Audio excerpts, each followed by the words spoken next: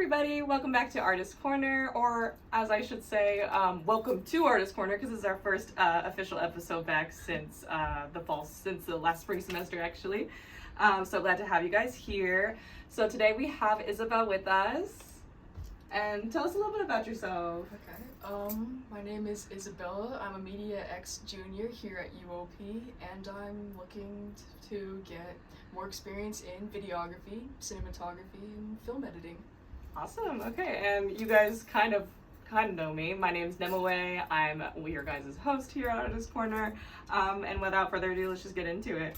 So, first I want to ask you, what inspired you to start creating art, and how has this journey developed over time? Well, from a very young age, I've always been a bit of a film geek, and I was also a theater kid growing up. I am still in my heart a musical kid. Yeah. But I come from a STEM family, so when I was applying for college, they were like, no, you have to choose a STEM major. That's what's going to make money. You have to go for that. And I went with mechanical engineering because I thought maybe somehow I could steer it into technical production and somehow loop my way back to media in some form. But my freshman year of college was really rough because that was not what I wanted to do with my life. And basically once we got into the summer, I just said, nope, I'm switching majors. Media X is where I belong. This is what I want to do. And basically since then, I've just been kind of catching up on that year and growing more, and I've discovered that cameras are what I like the best out of. Experimented with some things, but camera operations, that's where I feel my passion truly is. Awesome, that's great. But so other than your camera experience, I'm imagining you probably didn't have a whole lot of that when you were younger. So like what was like an early like memory of yours that of like when you were creating art, like something that stuck out to you?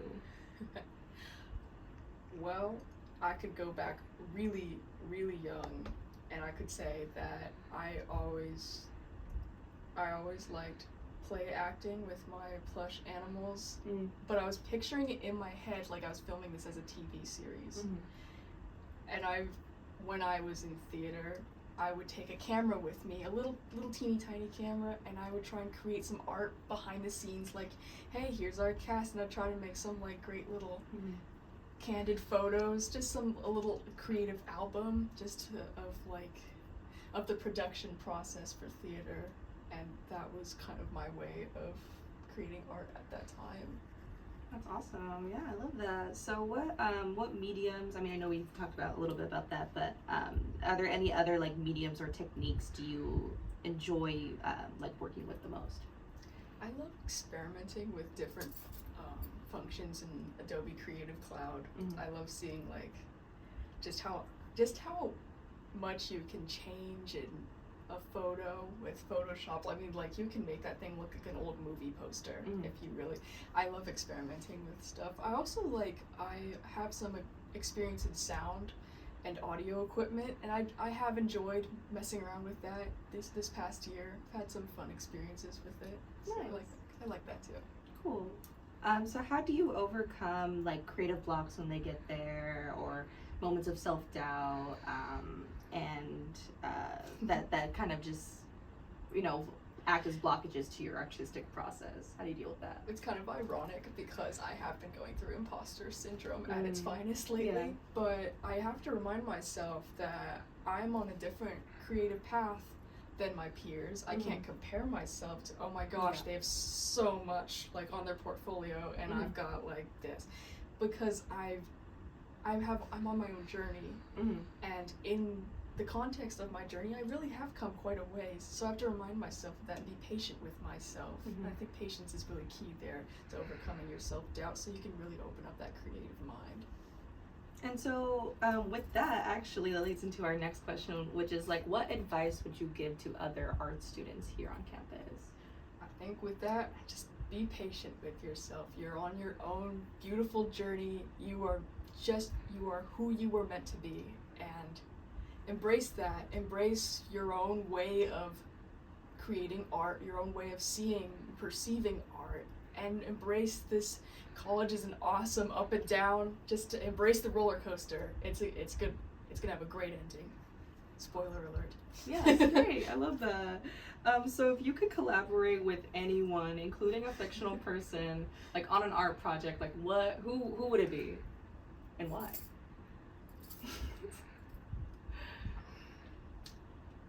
Peter Parker. Peter Parker. Okay. Because we can't forget he was a photographer too. Mm-hmm. And I think that it would be really fun. Yeah. He's got. We see in like the comics and different versions of him, like he's got a very interesting. He's detail oriented. Yeah. Very introspective. Mm-hmm. He's a quiet, awkward kid. Yeah. And I think it would just be we'd have two different views that I think could work very. It could be a very interesting collaborative process. Yeah, I agree. Yeah, that'd be really fun. Yeah. So what flavor of ice cream would you describe your style as, and why? Dang. I think. Have you ever tried circus animal ice cream? No, but describe it to me. I love that. So, it's like vanilla, but not quite vanilla. It's got a lot of pink swirls going on. Cute. And throw in a ton of circus animal cookies, and that is basically what it is. Because I love circus animals, and I think wacky kind of describes me. Yeah. And throwing in different things. Yeah, I love so different, just things you wouldn't imagine being all there, and just kind of being there. yeah. They're just there, and it somehow works out. Yeah, no, I love that. Yeah, no, that's a really great answer. I love that. That's great. Yeah. Well, thank you so much for being here with us today. I have one final question for you. And so what you don't know about what goes on behind the scenes is I usually give them like a little like, here are some of the questions you could ask us, and they pick them out and everything. However, we have one secret question for you today. You have no idea what the question's about. So as you may have noticed, we have a lot of squirrels here on campus. Yes.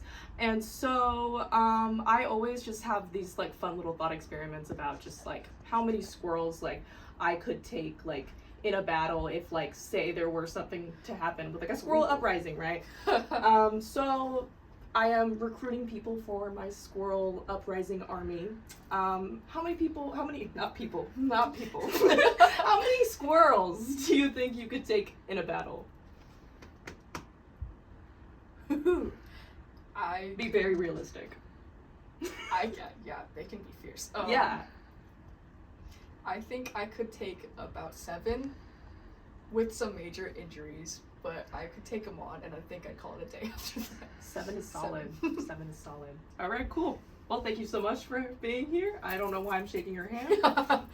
We're going to work it out at some point. But yes, thank you so much for being here, you guys. This was Artist Corner. Bye.